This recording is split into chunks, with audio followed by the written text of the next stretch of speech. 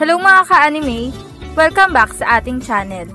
At bago tayo mag-umpisa sa panibagong kwento, mag-i-intro muna tayo.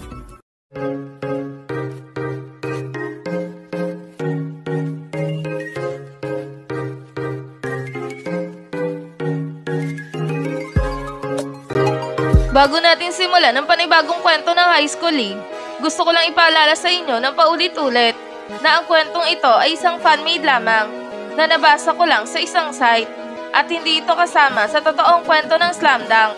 Ngayon, kung nagustuhan niyo ang ganitong kwento, please pa-like ng ating video at pa-follow na din sa ating Bilibili account ng Tagalog Anime Manga. Tara, umpisa na natin ang chapter 104 ng International League. Nagsimula na nga ang ikalawang yugto ng laban sa pagitan ng Shouko at Kuzo.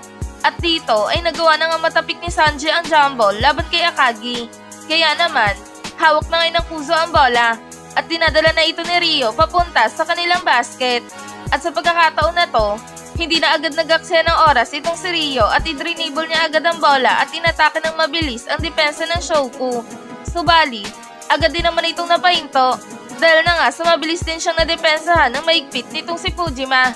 Saan ka pupunta? Akala mo ba magagawa niyong makuha ang unang punto sa second half na to? Pwes, diyan ka nagkakamali Rio. Dahil hindi kita hayaan na makagawa ng play laban sa depensa ko.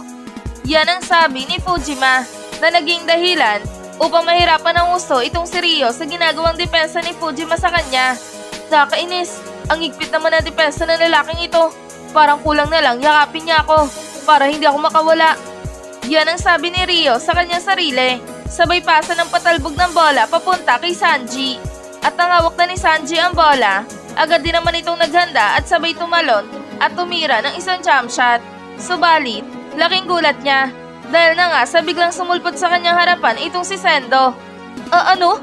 Ang bilis na lalaking to Hindi ko inaasahan na magagawa niya pa akong sabayan sa posisyon na ito. Patay na. Delikado ako nito. Siguradong wala na akong kawala sa posisyon na to. Yan ang sabi ni Sanji sa kanyang sarili na naging dahilan upang tuluyan na nga siyang masupalpal ng sobrang lakas nitong si Sendo. Nalabis na ikinatuwa talaga ng buong tagahanga ng Shouko. Ayos! Nice block Sendo! Ang husay ng pagpigil mo kay Sanji! Ibang klase ka talaga! Kahit na kanina ka pa naglalaro, hindi ka pa din nawawala sa iyong laro. Sige Sendo, ipagpatuloy mo lang yan! Ipakita mo sa mga malalaro ng Kuzo kung sino nga ba talaga ang malakas na kupunan sa ligang ito. Yan ang sigawan ng mga tagahanga ng Shouko. Habang ang bolang nasa palpal ni Sendo ay tuluyan na nga tumilapon papalayo sa kanila. At itong si Ayako naman ay sumigaw na din ng malakas. Shouko, kunin niyo ang bola dali! Huwag niyo nga hayaan na makuha pa ito ng Kuzo. Huwag niyong sayangin ang pagkakataon para tayong unang makapunto sa second half na ito. Yan ang malakas na sigaw ni Ayako na talaga namang napatayo na sa kanyang kinauupuan. At itong si Sanji naman ay napabulong sa kanyang sarili habang nakatingin kay Sendo. Hindi to maaari. Itong si Sendo, ipinahiya niya agad ako sa unang pagharap namin. Nakakainis. Humanda ka sa akin mamaya Sendo. Hindi ko ahayaan na hindi ako makabawi sa'yo. Yan ang inis na sabi ni Sanji sa kanyang sarili. Habang itong si Fujima naman ay nagawa na nga makuha ang bolang nasa palpal ni Sendo. Kaya naman, hawak na ngayon ng Shouko ang bola at dinadala na ito ni Fujima papunta sa kanilang basket. Tara na mga kasama! Tayo naman ang aatake sa kanila. Kailangan tayong unang makapunto sa second half na to. Bilisan niyo mga kasama! Bumaba na agad kayo! Yan ang sigaw ni Fujima na talaga namang idinidribble na ang bola papunta sa kanilang basket. Habang itong mga tropa nila ay todo ang sigaw para sa Shouko. Sige Fujima! Ikaw na ang unang pumunto sa second half na ito! Huwag mong ahayaan na mapigilan ka ng mga malalaro ng Kuzo! Yan ang sigaw ng mga tropa ng Shouko na talaga namang todo ang suporta sa kanila. Habang itong si Fujima naman ay nakalapit na nga sa kanilang basket. Sabay tumalon at takmang gagawa ng isang layup. Ngunit, bigla din namang sumulpot sa kanyang harapan itong si Ishido.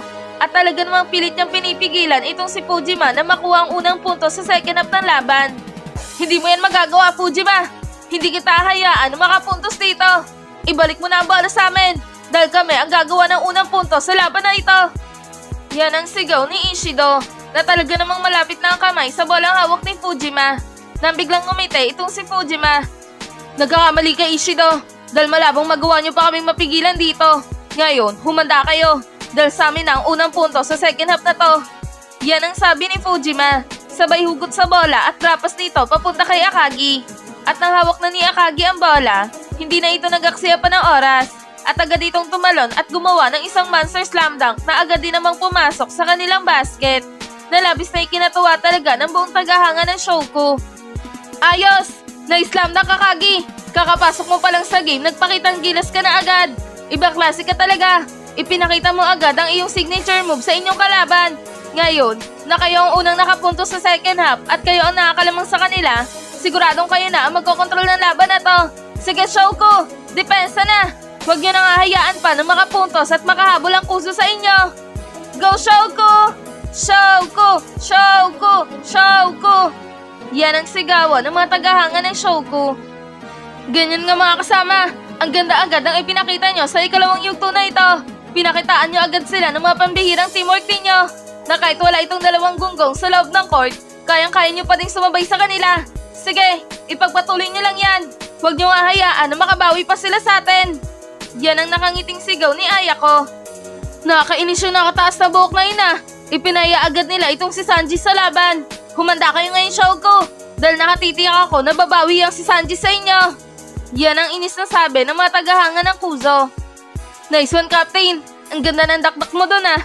Pati na din ikaw, Sendo. Ang ganda din ng supalpal mo doon sa mukhang Shokoy. At ikaw naman, Fujima. Ang ganda ng assist mo. Pero wag muna tayo magsaya.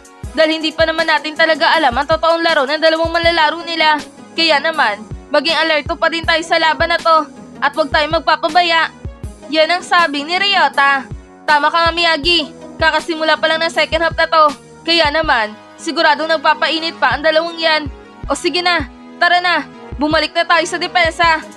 Yan naman ang sabi ni Akagi na naging dahilan upang dumepensa na sila. Sa kabilang banda naman, hawak na ng Kuzo ang bola at dinadala na ito ni Sanji papunta sa kanilang basket. Siya pala yung Sendo, ang ikalawang ace player ng kanilang kupunan. So ang ibig sabihin lang nito, magkasing usay sila ng rukawan na yon. Mukhang magiging masaya to ah. Siya muna ang dudurugin ko bago ang dalawang sinasabi nila na pinakamahusay na manlalaro ng Shouko. Yan ang sabi ni Sanji sa kanyang sarili habang idinidribble ng mahinaw ng bola papunta sa kanilang basket. Mukhang masaya tong si Sanji sa laban na to ah. Base sa kanyang mga ngiti, mukhang magseseryoso agad siya at ipapakita niya agad kung sino talaga siya. Yan ang bulong na sabi ng coach ng Kuzo habang nakatingin kay Sanji.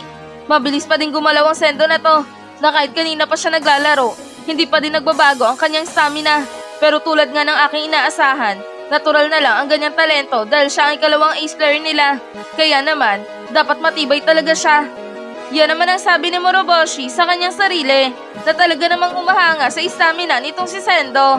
Sa kabilang banda naman, itong si Ayako ay napatanong kay Coach Hansai. Ano sa tingin mo Coach? Okay ba ang laro ng ating kupunan? Tayo ang unang nakapunto sa second half.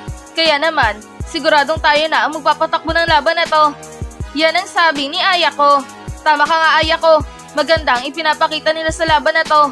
Pero wag muna tayo maging kampante dahil nagsisimula pa lang naman ang ikalawang yugto na ito. At isa pa, hindi pa natin alam ang laruan ng dalawang bagong manlalaro ng Kuzo na yan. Nakatitiyak ako na mahusay ang dalawang yan dahil pinalitan nila sa loob itong sila Moroboshi at Morishige. Siguradong mahusay ang mga yan dahil mahusay din ang kanilang pinalitan. Yan ang sabi ni Coach Hansai nang biglang sumingit itong si Hanamichi. Tama ka nga dyan Tatang. At isa pa, siguradong mahihirapan niyang sila Gori sa laban dahil hindi nila ako kasama sa loob ng basket. Walang mahusay na yung pipigil at kukuha ng bola sa rebound. Yan ang singit na sabi ni Hanamichi nang biglang binatukan ng sobrang lakas ni Ayako itong si Hanamichi. Manahimik ka nga dyan Unggoy. Magpahinga ka na lang dyan at manood. Hindi naman hinihingi ni Coach Hansai ang iyong opinyon. Kaya naman, maupo ka na lang dyan. Yan ang sabi ni Ayako na talaga namang hinampas ng malakas sa ulo itong si Hanamichi. At dito na nagtatapos ang Chapter 104 ng International League. Isa nakakabiting katapusan na naman ang ating nasubaybayan mga ka-anime. Pero bago tayo magtapos sa ating kwento, sana i-like nyo ang ating video.